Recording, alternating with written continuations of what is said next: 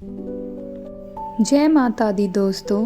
नवरात्रि का तीसरा दिन माँ चंद्रघंटा की कथा। नवरात्रि का तीसरा दिन माँ दुर्गा के एक अद्भुत और शक्तिशाली रूप माँ चंद्रघंटा को समर्पित है। क्या आप जानते हैं माँ के माथे पर आधे चांद की घंटी क्यों होती है और कैसे उन्होंने भक्तों की रक्षा के लिए भयानक रूप धारण किया? आइए जानते हैं यह दिव्य कथा। माँ चंद्रघंटा के माथे पर आधे चंद्रमा के आकार की घंटी होती है, इसलिए उन्हें चंद्रघंटा कहा जाता है।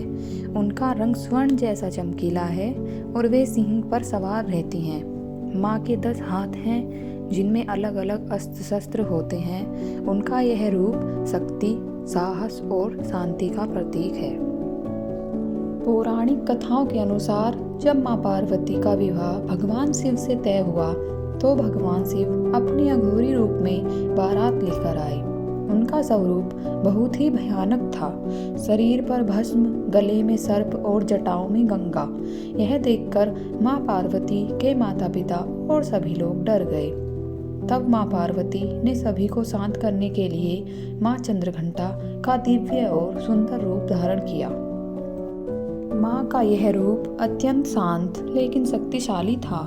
उनके माथे की घंटी की ध्वनि इतनी प्रभावशाली थी कि नकारात्मक शक्तियाँ और दुष्ट आत्माएं दूर भाग जाती थीं। माँ चंद्रघंटा अपने भक्तों को साहस, आत्मविश्वास और निर्भयता प्रदान करती है। जब भी पृथ्वी पर राक्षसों का अत्याचार बढ़ता, माँ चंद्रघंटा अपने उग्र रूप में आकर उनका संहार करती थीं। उनकी घंटी की आवाज़ से ही राक्षस डर जाते थे और युद्ध में उन्हें माँ पराजित कर देती थी। इसलिए माँ को रक्षा करने वाली देवी भी कहा जाता है। इसलिए मान्यता है कि नवरात्रि के तीसरे दिन माँ चंद्रघंटा की पूजा करने से जीवन के सभी डर दूर होते हैं, आत्मविश्वास बढ़ता है, नकारात्मक ऊर्जा खत्म होती है, शांति और सुख की प्राप्ति होती है।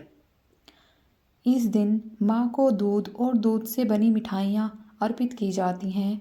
ऐसा करने से माँ प्रसन्न होती है और अपने भक्तों पर कृपा बरसाती हैं।